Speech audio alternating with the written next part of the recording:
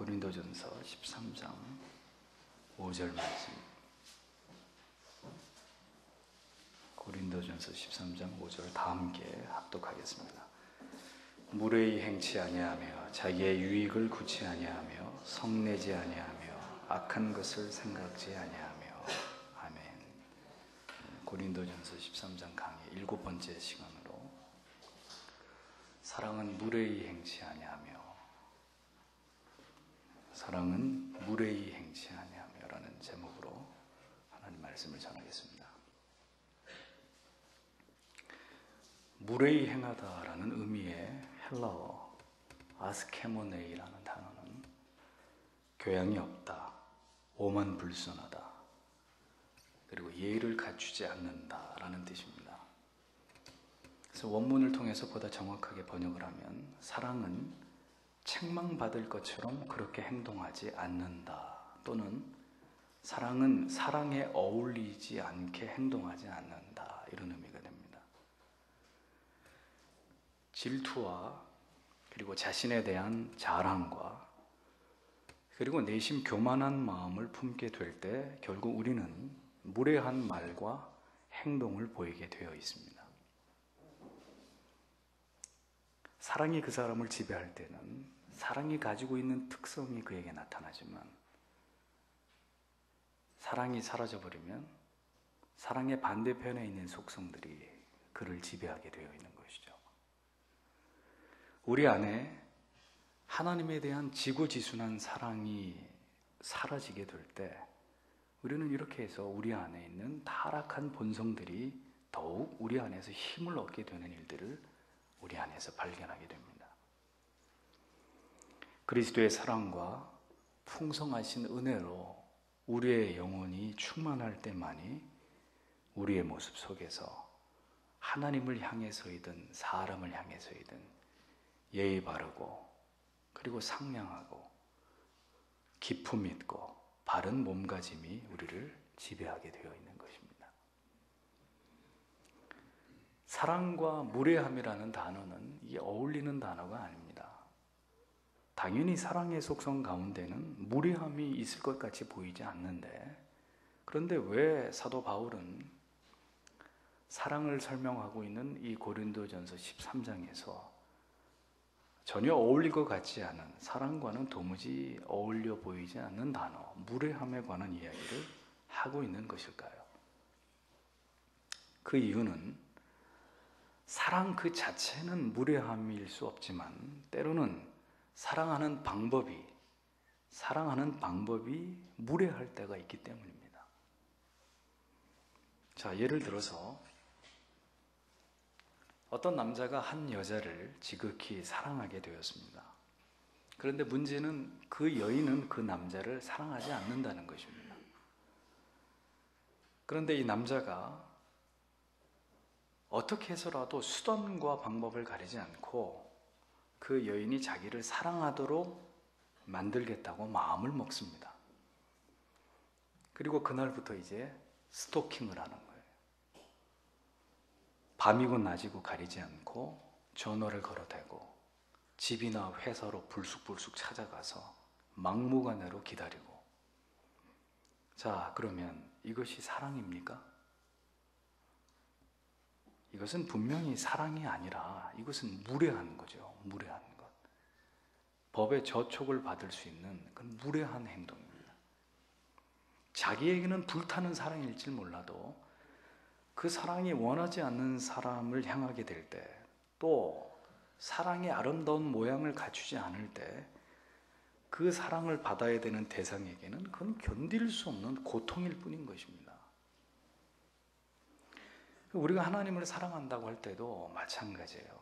하나님을 향한 사랑도 이와 다르지 않습니다. 하나님을 사랑하는 이유가 우리의 어떤 이기적인 욕망을 채우기 위해서라면 그것은 하나님 앞에 무례한 사랑이 되는 것입니다.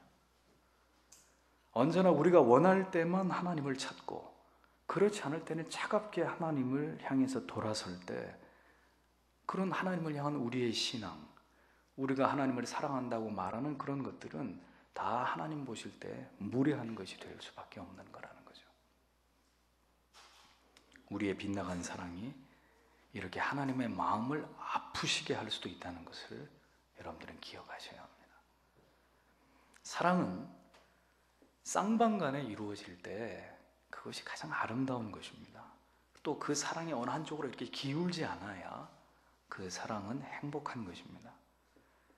그렇게 되기 위해서라도 우리는 우리의 자리를 지키는 일이 필요해요. 우리가 아무리 사랑한다고 해도 어떤 도리를 무시하고 지켜야 될 선을 넘어버릴 때 그 사랑은 상대에게 부담이 되는 것이고 그것이 무례한 것이 될 수 있다는 것을 잊지 말아야 합니다. 어떻게 사랑해야 하는지 그 성숙한 사랑의 방법을 터득하지 못하면 자기 나름대로는 최선을 다해서 사랑한다고 하지만 그 사랑은 상대를 행복하게 해주는 사랑이 아니라 그 사람에게 고통을 주는 사랑이 될 수 있다는 거죠. 자, 보세요. 이래도 사랑이 얼마든지 무례해질 수 있다는 가능성에 대해서 우리가 충분히 이제는 사랑은 충분히 무례함이 될 수 있는 것이구나 하고 이제는 여러분들이 이해하실 수 있을 겁니다. 성경이 말씀하는 하나님께서 기뻐하시는 사랑을 하나님께 드리기 위해서는 먼저 우리 자신이 누구인지를 정확하게 이해할 필요가 있습니다. 하나님의 아들이셨던 예수 그리스도, 그분이 이 땅에서 살아가시던 그분의 생애를 한번 주목해 보십시오. 그분은 하나님의 아들이셨지만 주님께서는 단 한 번도 하나님께 무례한 말이나 어떤 태도 따위를 보이신 적이 없었습니다. 언제나 주님께서는 제자들이나 사람들 앞에서 성부 아버지 하나님을 지극히 높이시는 태도로 일관하셨던 것을 보게 됩니다.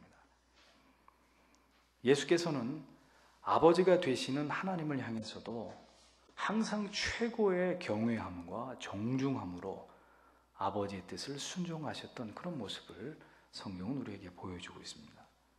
그것은 바로 우리가 아무리 하나님의 사랑하는 자녀라 할지라도 예수 그리스도 성자이신 그분조차도 성부이신 하나님을 그렇게 깍듯이 경외하고 그분을 정중하게 모셨던 것을 우리에게 보여주시는 것을 통해서 우리 또한 하나님을 그렇게 사랑하고 하나님을 경외하고 하나님을 지극히 높여드리는 것이 마땅하다는 것을 예수께서는 우리에게 몸소 가르쳐 주신 것입니다. 언제나 주님은 성부 하나님과 그리고 성자이신 자신의 위치에 대해서 이탈하신 적이 없으셨단 말이죠. 자기의 자리를 지키는 것, 그것이 사랑입니다. 무례하지 않은 것, 그것이 사랑이에요.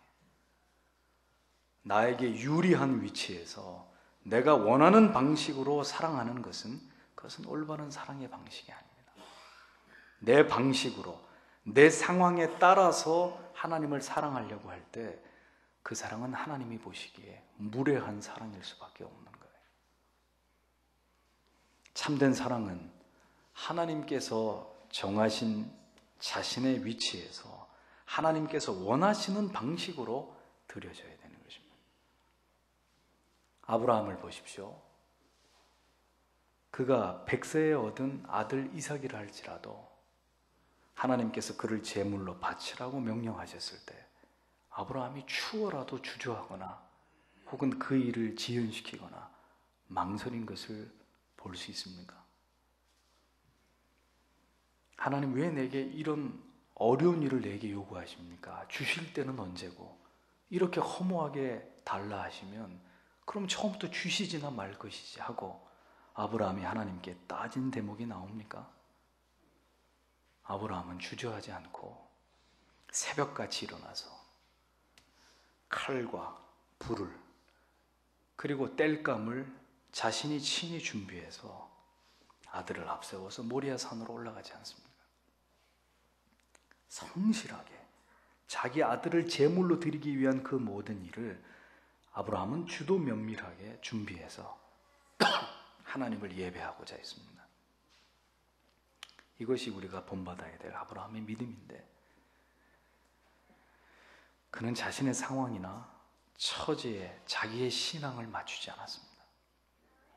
그는 하나님의 뜻과 명령 앞에서 자신이 할 수 있는 모든 것을 다해서 순종했습니다. 사랑은 이렇게 무례하지 않은 것입니다. 하나님이 무엇을 요구하든 기꺼이, 주님은 그것을 내게 요구하실 수 있는 분이시고 나는 기꺼이 그 하나님의 요구와 요청에 순종할 수밖에 없는 존재입니다. 할 수 없다고 돌아서거나 핑계대거나 변명하거나 하나님을 향해서 원망하는 것은 사랑이 아닙니다. 하나님의 뜻과 주권 앞에서 절대적으로 복종하면서 하나님께서 기뻐하시는 것을 이루는 것이 하나님을 향한 올바른 사랑의 모습, 성도의 도리라는 것입니다. 성도 여러분, 우리가 하나님을 경외한다고 사랑한다고 말하지만 실제로 오늘 우리의 삶의 내용을 보십시오.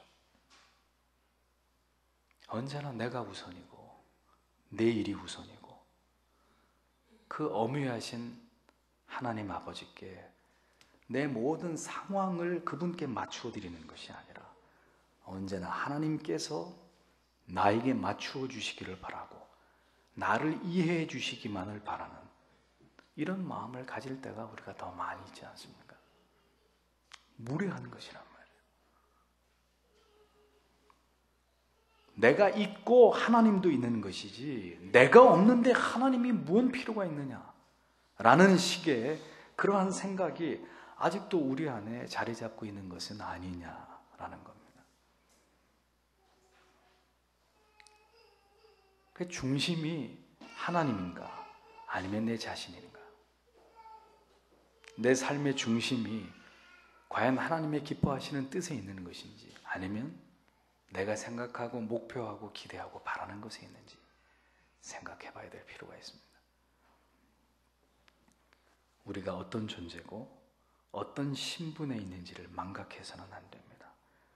우리가 받은 사랑이 얼마나 크고 우리에게 베푸신 은혜가 얼마나 위대한가인 그 대가를 하나님이 우리를 위해서 치르신 그 대가가 얼마나 크고도 놀라운 것인가를 잊지 않을 때 우리는 우리의 자리를 지키고 하나님을 향한 무례함에서 벗어날 수가 있는 것이죠. 우리의 위치와 우리의 신분을 망각하는 그 즉시 우리는 우리 자신도 모르게 하나님 앞에서 무례한 신자가 되고 마는 것입니다. 한 노예를 어떤 주인이 참 이뻐해주고 사랑해주었습니다. 언제나 그를 다른 노예들보다 더 특별하게 대우해주었습니다.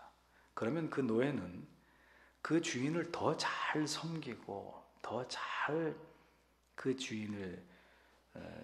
주인에게 순종하면서 그 주인이 자기에게 베푼 은혜에 대해서 배나 감사하면서 자기 스스로 더 엄격하게 주인을 섬기려고 노력하는 것이 마땅하겠죠. 그렇게 하면 그 주인이 후에는 그 노예를 노예의 신분만으로 묶어두지 않고 후에는 자기의 양아들로 삼아줄 수도 있었을 것입니다.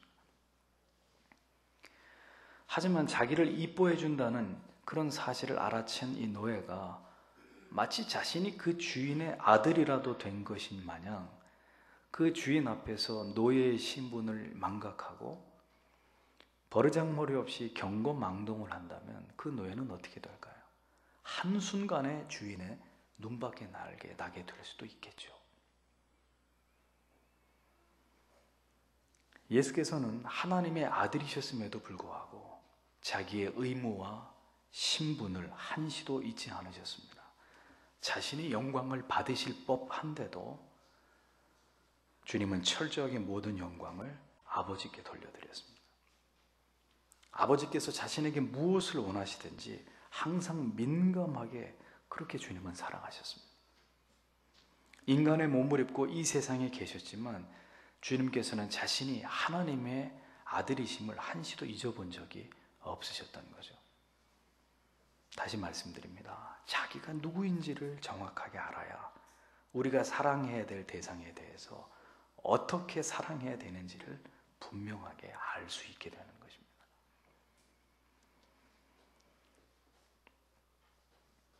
우리가 받은 사랑, 그 사랑을 우리에게 주시기 위해서 성부, 성자, 성령 이 삼위의 하나님께서 무엇을 저 위에서 계획하셨고 그것을 이루셨고 지금도 이루어가고 계시는지를 우리가 분명하게 깨닫고 그것을 이해하고 그것을 깊이 신뢰할 때만 우리는 그 귀하신 사랑을 우리에게 베풀어 주신 하나님을 향해서 무례한 신자가 되지 않을 수 있는 것이라는 거죠. 여러분들이 하나님에 대해서 모르면 모를수록, 진리에 대해서 무지하면 무지할수록 여러분들은 무례한 신자가 될 수밖에 없는 겁니다. 세대가 흘러갈수록 예의 범절이 이 사회에서 점점 실종되는 모습을 봅니다. 예나 지금이나 부모님들의 자식을 향한 사랑에는 변함이 없는데 그 부모를 향한 자식들의 사랑에는, 태도에는 많은 변화들이 있습니다. 예전에는 부모님께 대한 자식들의 예절과 도리는 추상 같은 것이었습니다. 아버지의 그림자도 밟지 않으려고 했던 그런 예의와 법도가 있었습니다.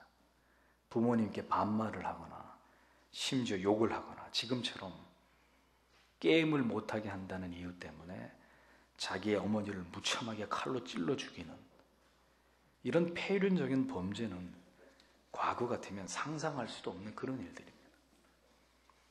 부모의 권위가 엄격하게 지켜지고 자식들은 자신을 낳아주신 부모님을 극진히 섬기면서 예를 다해야 됐던 그런 때가 있었단 말이죠. 자, 그런데 지금은 어떻습니까? 부모님들의 맹목적인 사랑과 과잉 애정 때문에 아이들이 자신들의 부모님을 자기의 종 부리듯이 하는 모습들을 우리가 흔하게 볼 수 있습니다. 가만히 하는 얘기를 이렇게 들으면 저 아이가 지금 지 친구한테 하는 얘기인지 자기 아버지한테 하는 얘기인지 분간이 되지 않는 말투들. 부모의 자녀를 향한 사랑은 무례하지 않지만 자식의 부모를 향한 사랑은 고사하고 부모를 대하는 태도 속에는 무례함이 가득하단 말이에요.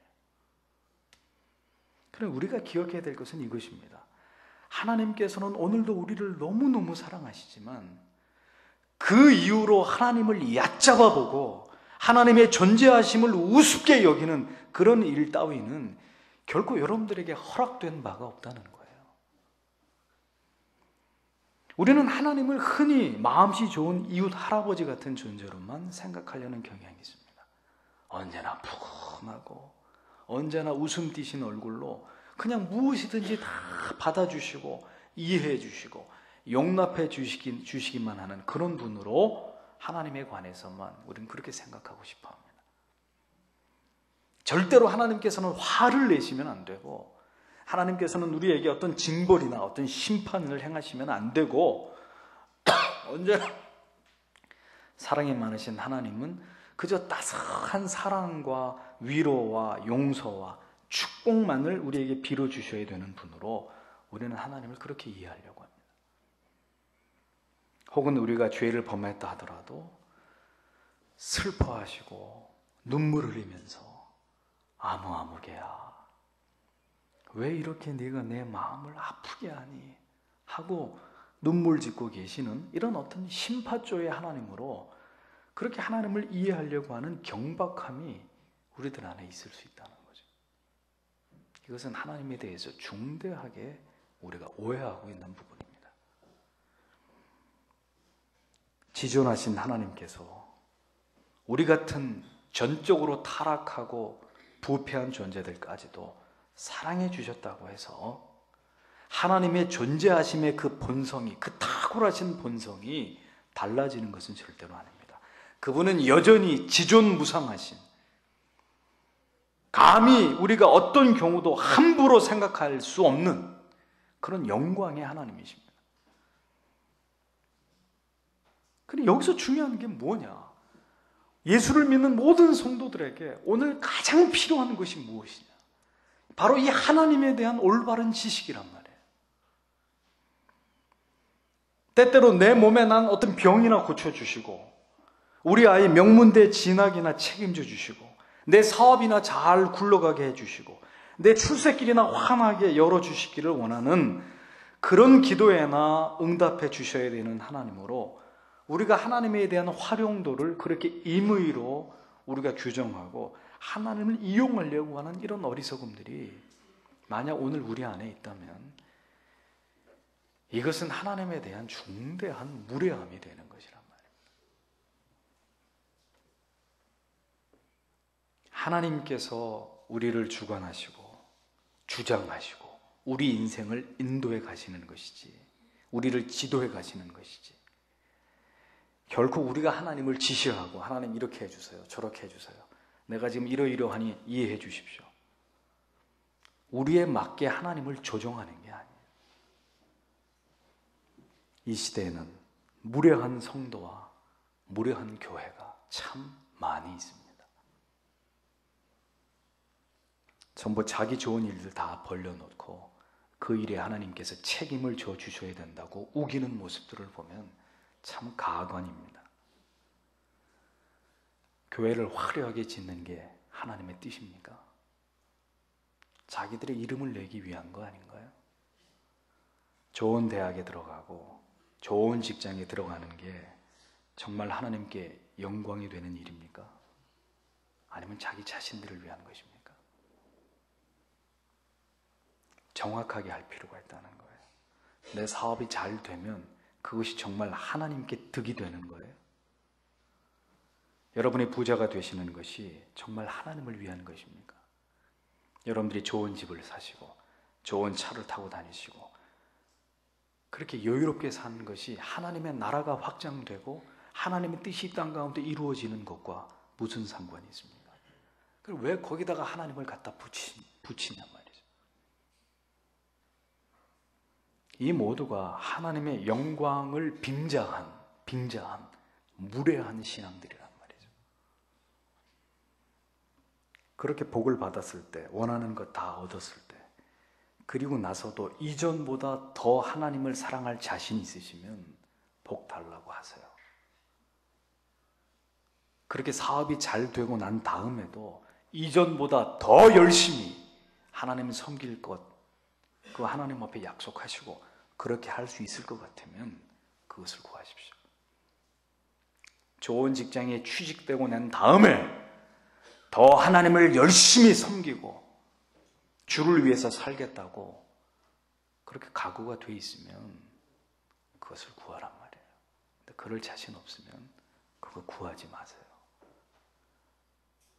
구하지도 않겠지만 구했다고 그것을 얻었을 때 그것은 하나님의 축복이 아니라 재앙이 될 것입니다. 그 영혼을 파괴시키는 재앙일 뿐이에요. 도무지 하나님께서 받으실 영광과는 아무런 상관없는, 결국 내가 좋기 위해서 간구하는 것이지 하나님께서 기뻐하실 일은 결코 아닌 것들이 오늘의 우리의 기도의 내용의 대부분입니다. 이것은 하나님을 이용하겠다는 속셈밖에 되지 않는 것입니다. 이것이 신앙 안에 존재하는 무례함입니다.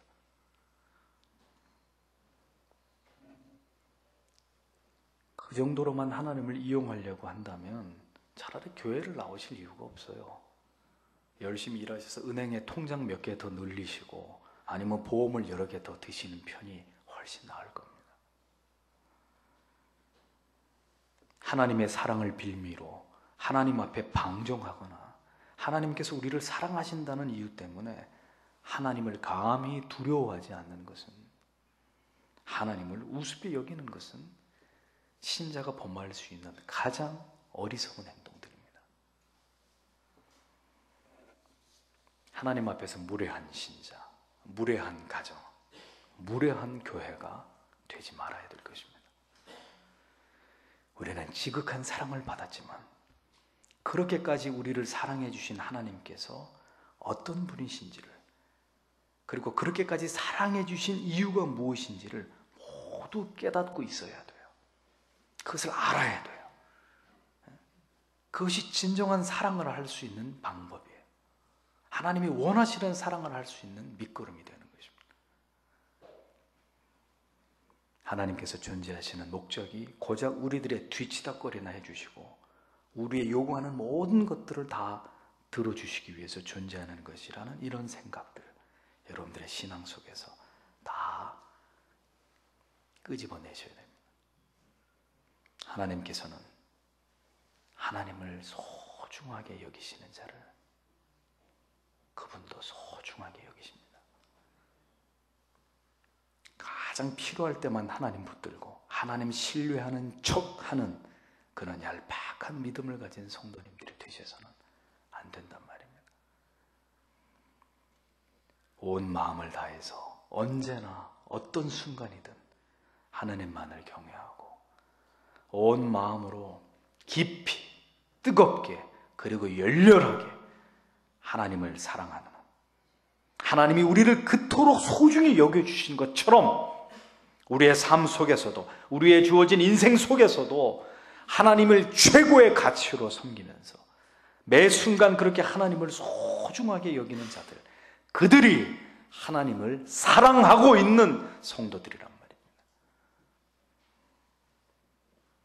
그래서 하나님을 깊이 체험할수록 그 하나님과의 친밀함은 바로 하나님에 대한 지극한 경외함으로 나타나게 되어 있는 것입니다.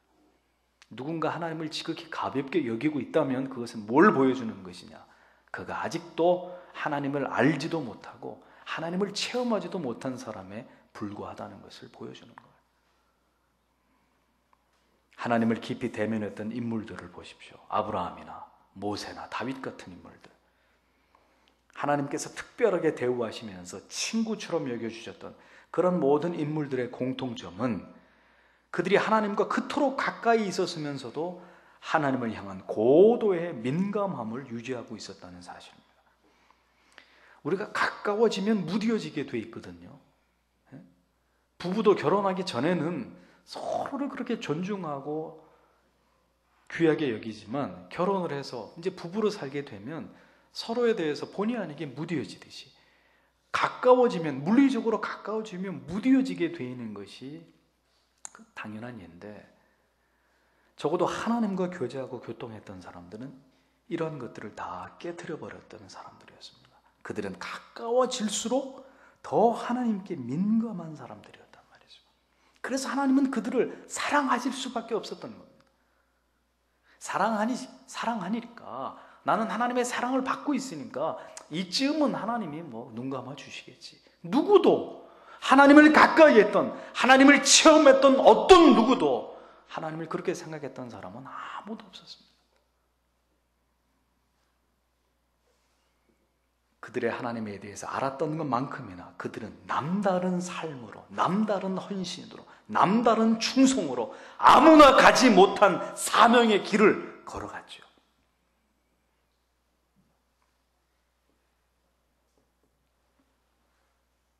하나님께서 친히 음성을 들려주실 정도로 사랑하신 사무엘과는 달리 엘리 제사장의 두 아들 홈리와 비느하스는 그의 아버지가 제사장이었음에도 불구하고 그들은 하나님을 뵌 적이 없었던 자들이었습니다. 성경은 이 두 아들들을 불량자라고 쓰고 있습니다.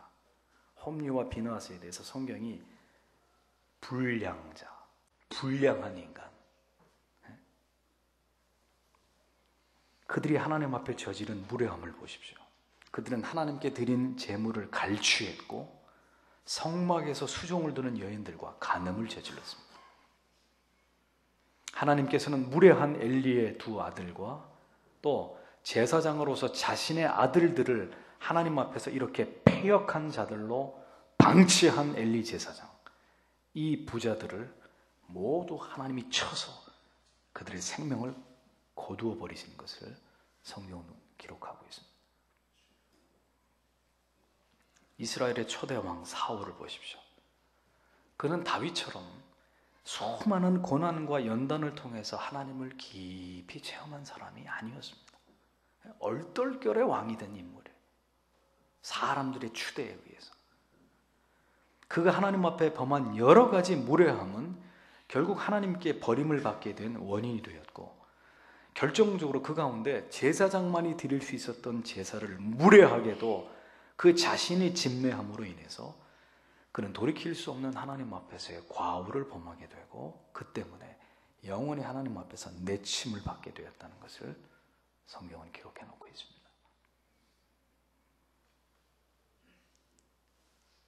사랑 안에는 결단코 그 어떤 무례함도 존재해서는 안 되는 것입니다.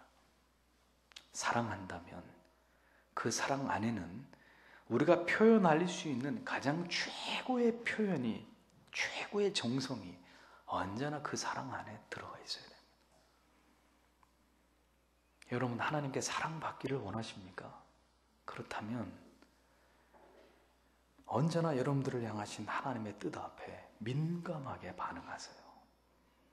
하나님께서 언제든 여러분들의 마음속에 양심을 통해서 하라 혹은 하지 말라라고 말씀하실 때 언제나 거기에 즉각 순종하세요. 하나님이 여러분들의 인생의 최고가 되게 하십시오. 하나님의 말씀이 여러분들의 삶 속에 가장 최고의 우선순위가 되게 하십시오. 그것이 하나님을 사랑하는 길이고 하나님께 여러분들이 남다른 사랑을 받을 수 있는 길입니다. 만약 여러분 가운데 나는 지금 하나님과 매우 가까이 있습니다 라고 여기는 분들이 계신다면 더더욱 그리하셔야 돼요. 그것이 하나님께 사랑받는 길이고 하나님과 더 친밀해질 수 있는 방법입니다. 하나님께서는 자기의 백성들이 하나님을 향한 무례함을 결국 용서하시는 분이 아니십니다. 사랑할수록 더욱 그 사랑에 대해 하나님을 향한 경외함으로 보답하는 그런 하나님의 백성들을 하나님은 사랑하십니다. 그러므로 성도 여러분, 오늘 우리의 예배 가운데 행해지는 모든 부주의함들, 무례함들을 여러분들은 버려야 합니다. 여러분들이 예배 시간에 허구한 날 지각을 하시는 것들, 예배 시간에 여전히 핸드폰이 울리고 예배를 드리는 중에 자리를 마음대로 이탈하시고 이런 예배 안에 행해지는 무례함들 버려야 합니다.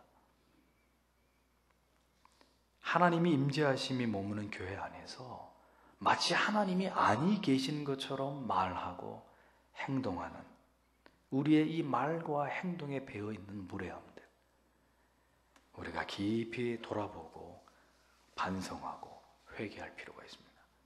또 여러분들의 가정에서 소위 믿는 가정이라고 하는 여러분들의 가정 안에서 하나님 앞에서 보여드리고 있는 무례함들 우리가 돌아봐야 합니다.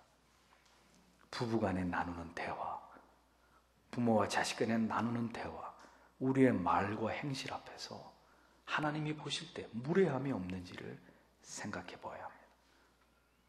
하나님 앞에서 언제나 그분의 불꽃 같은 시선 앞에서 코람대오의 정신을 가지고 매 순간 그분의 시선을 의식하면서 혹시 나의 말과 행동과 우리 가족이 행하려고 하는 이 일이 하나님께 범죄가 되지 않는지를 살피고 또 살펴야 되는 것입니다.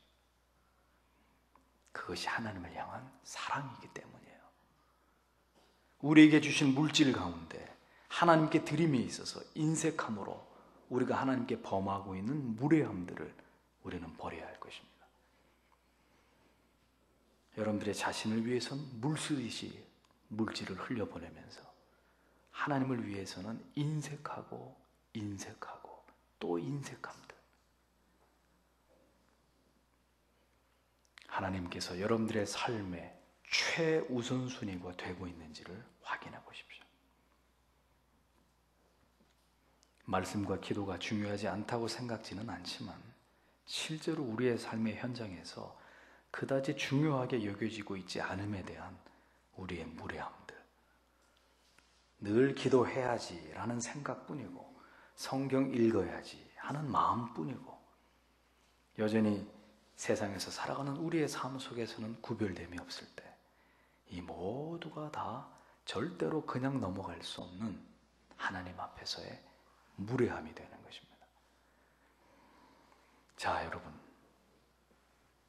우리가 하나님을 사랑한다고 하면서도 얼마나 하나님 앞에서 무례를 자행해 왔는지를 생각해 보십시오. 하나님을 믿는다고 하면서도 어디에서도 하나님을 의식하지 않고 살아왔던 우리의 삶을 돌아보십시오. 언제나 하나님의 뜻을 생각지 않고 하나님을 가장 우선의 순위에 두지 않은 그 모든 것들이 바로 무례함이 되는 것입니다. 이해해 주시겠지, 한번 봐주시겠지, 이번 한 번뿐인데, 만약에 여러분들이 하나님 앞에 뭔가를 간절히 구하고 계시는데 하나님께서 이번 한 번만 안 들어주면 안 되겠니? 하면 여러분들은 어떻게 생각해요? 어떻게 받아들이시겠습니까? 아마 여러분 가만히 안 계실 거예요. 하나님 내게 어떻게 이루실 수가 있습니까? 하고 반문하실 겁니다. 우리는 하나님을 향해서 이번 한 번만 눈 감아주세요, 이번만 넘어가지요 하면서 만약 하나님이 여러분들을 그렇게 대우하신다면 여러분들은 못 참아하실 겁니다. 우리는 날마다 하나님 앞에서 무례를 범하고 있는 그런 자들이란 말이에요. 성도 여러분,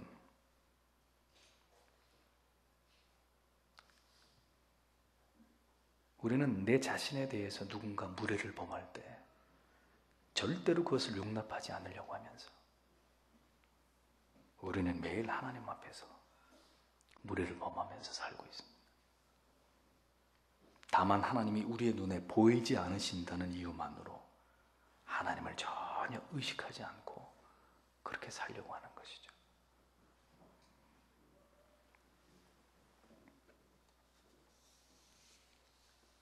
하나님 앞에 무례하지 않는 것은 바로 하나님께서 여러분들에게 맡기신 사명을 감당함에 있어서 여러분들이 성실한 것입니다.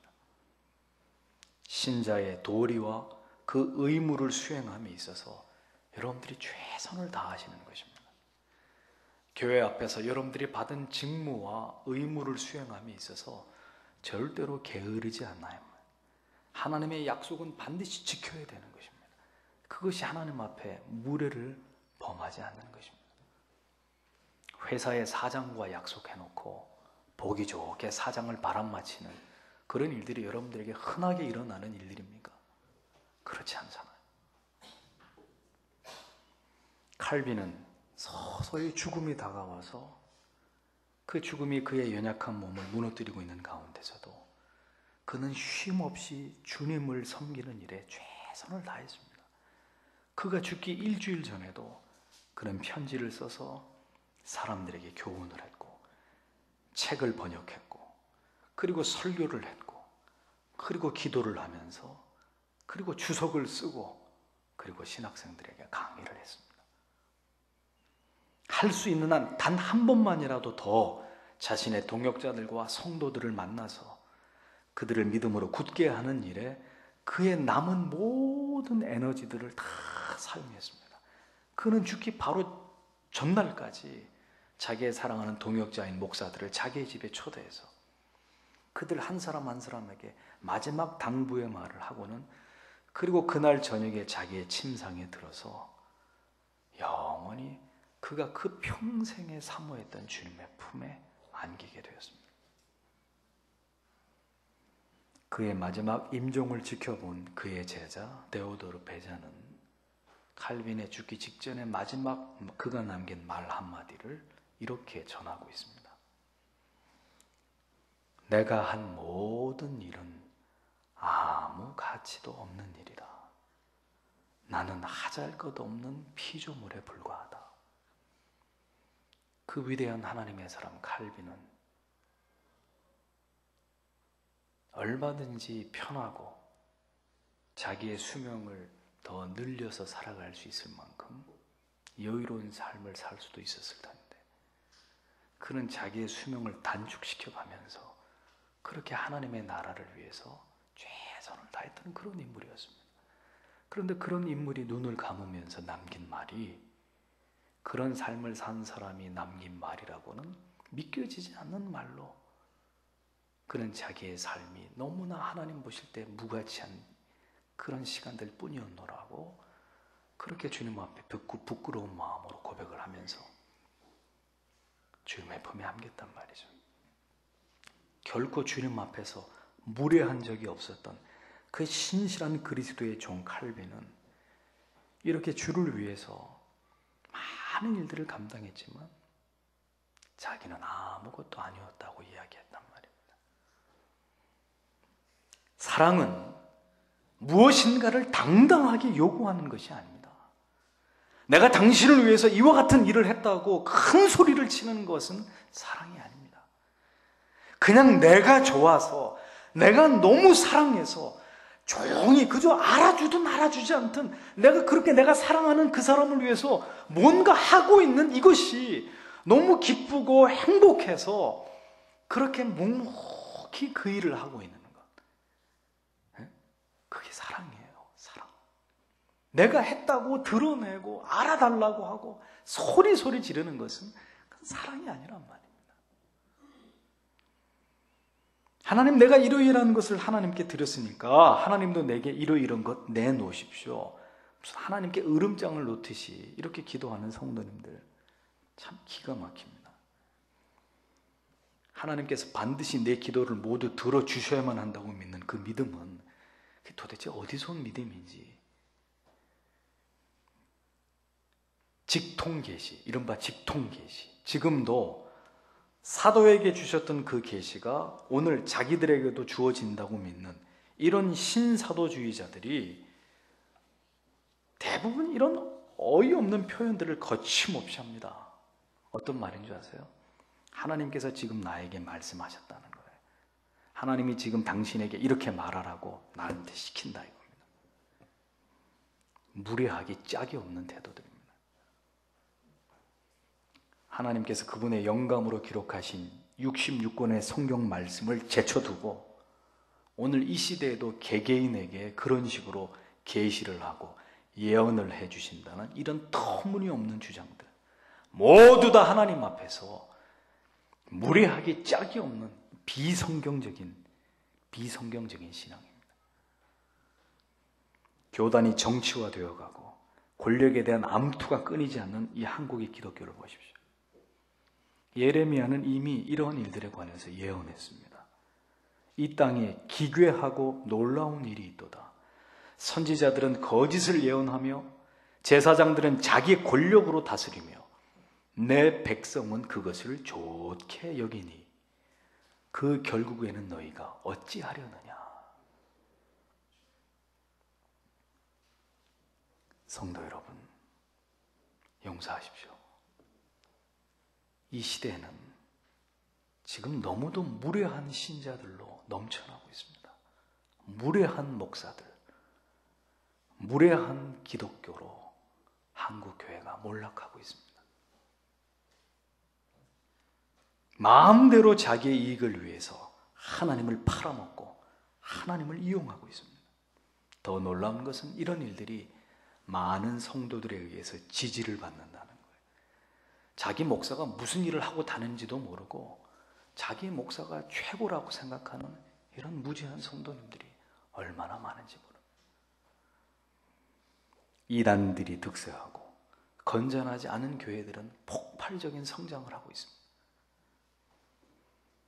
강남의 신사도주의를 표방하는 어떤 대표적인 교회에서는 최근에 어떤 한 성도가 700억을 헌금을 했다고 광고를 하고 있습니다. 700억입니다.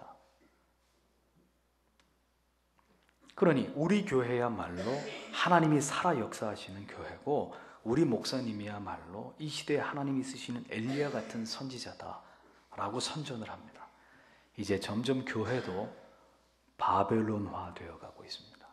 더 크고 더 화려하고 더 웅장하고 더 많으면 그게 이제 좋은 거라는 논리가 이제 교회 안에서도 쫙 퍼져가고 있는 거예요. 진리는 증거되지 않고 온갖 사람들을 즐겁게 하고 흥분하게 하는 일들로 가득한 교회들, 그리고 그것에 오늘도 몰려들고 있는 많은 무리들을 봅니다. 정말 하나님께서 보실 때 무례하게 짝이 없는 자들이에요. 저는 확신합니다. 그들은 모두 하나님을 사랑한다고 외칩니다. 성령이여 이곳에 오시옵소서라고 말합니다. 하지만 그들이 믿고자 하는 하나님은 오늘도 자신들에게 복을 주지 못해서 안달이 나신 분으로서의 하나님일 뿐입니다. 그저 박수를 치고 즐거워하면서 자기들에게 복을 주실 것이라고 선포하면서 그것을 기뻐하는 자들일 뿐입니다. 저는 그런 분들에게 묻고 싶습니다. 당신에게 과연 하나님을 두려워하는 모습이 있습니까? 오늘 이 자리에서 하나님이 당신의 생명을 취한다면 당신은 오늘 분명히 주와 함께 천국에 있을 자신이 있습니까? 확신이 있습니까? 저는 묻고 싶습니다. 만약 여러분 예수께서 지금 이 시대에 오셔서 사람들에 의해서 발가벗기움을 당하고 침뱉음을 당하고 그리고 채찍으로 후려 갈기움을 당하고 있을 때 많은 사람들이 아니 이 세상 모두가 이 땅에 오신 예수에 대해서 그런 욕보임을 예수를 욕보이고 있을 때 여러분 주저하지 않고 여러분들의 벗은 옷을 확 벗어젖혀서 그 예수께 겉옷을 덮어드리고 이 나쁜 사람들아 차라리 나를 죽여라. 차라리 나를 채찍으로 쳐라. 이 죄 없는 분을 이렇게 괴롭게 하지 말고 차라리 나를 죽여라. 여러분 그 마음으로 주님을 섬기는 겁니다. 여러분 그럴 각오가 되어 계십니까? 정말 우리 앞에서 예수께서 그런 모욕을 당하실 때 이 세상 모든 사람이 예수를 죽이라고 얘기할 때 여러분 담대하게 그 자리에 뛰쳐나가서 죄 없는 이분을 놔두고 차라리 나를 죽이라. 여러분 그런 마음으로 오늘도 예수님을 사랑하고 계십니까? 무엇이 사랑입니까? 무엇이 그분을 향한 섬김입니까?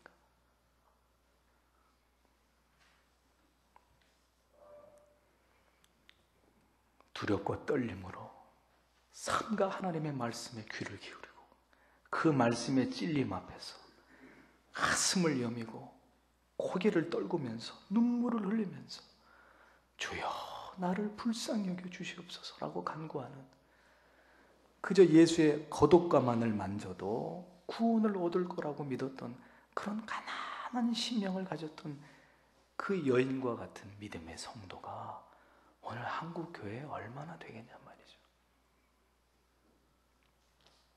종교를 통합하고 모든 종교의 구원을 인정하고 그래서 큰 평화를 이루자고 주장하는 이런 주장들이 얼마나 하나님을 무시하고 그리스도의 메시아적 권위를 무시하는 일들인지를 이제 여러분들은 분명히 깨달으셔야 돼요. 오늘의 교회는 온통 무례한 교회가 되고 말았습니다. 무례한 성도들이 되고 말았습니다.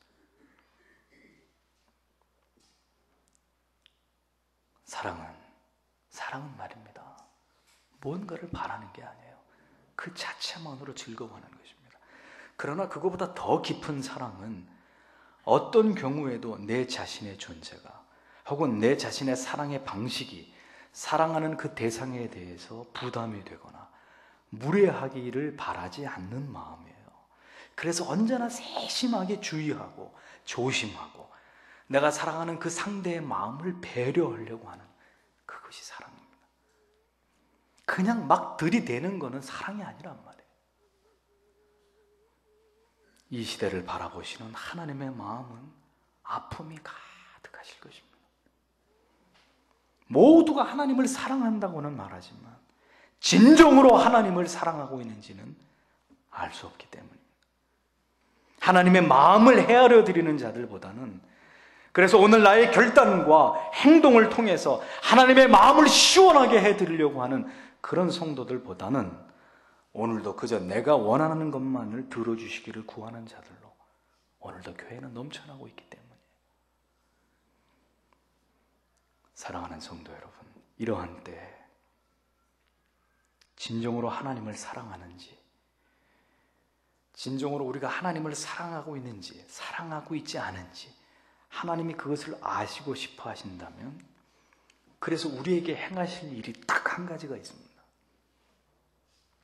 정말 여러분들이 하나님을 사랑하고 있는지, 사랑하고 있는 척할 따름인지를 하나님께서 확인하고 싶으실 때 오늘 여러분들에게 행하실 수 있는 딱 한 가지, 그게 뭐겠습니까? 여러분들에게 큰 환난과 핍박과 고난을 주시는 일입니다. 그렇게 큰 환난과 핍박과 고난이 도래할 때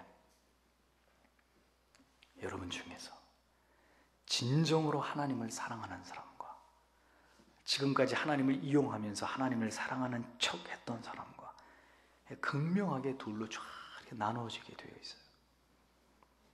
어쩌면 하나님께서 한국 교회와 성도들에게 이것을 준비하고 계시는지도 모릅니다. 이스라엘 백성의 하나님을 향한 그 무례함의 끝은 무엇이었습니까? 하나님의 준엄한 심판이었습니다. 성도 여러분, 사랑은 무례히 행하는 것이 아니라고 했습니다. 오늘의 말씀을 여러분들의 마음에 새기시면서 우리 안에 있는 하나님을 향한 무례함들을 다 버려야 합니다. 욥의 하나님의 그 경건을 우리가 배워야 합니다. 자식들이 생일 축하 파티를 하면 그 생일 축하 파티가 끝나자마자, 끝나기가 무섭게, 혹시 그들이 생일이라 해서 생일 파티를 벌리면서 그 들뜬 마음에 혹시라도 하나님 앞에 범죄했을까 해서 곧바로 자기 아들들의 명수대로 제물을 잡아서 하나님 앞에 번제를 드렸던 그런 인물이 욥이었습니다. 하나님을 향한 그 어떠한 무례함도 용납하지 않으려고 했던 하나님의 사랑, 그것이 하나님을 향한 사랑의 또 다른 이름인 거예요. 저는 제 자신과 그리고 여러분들이 그리고 우리 교회가 결코 하나님 앞에서 무례한 목사, 무례한 성도, 무례한 교회가 되기를 원치 않습니다. 여러분들이 저에게는 무례하실 수 있습니다. 상관치 않습니다. 하지만 하나님을 향해서는 결코 무례한 자들이 되셔서는 안 됩니다. 가장 사랑하면 가장 귀하게 여기는 것이 마땅한 것입니다.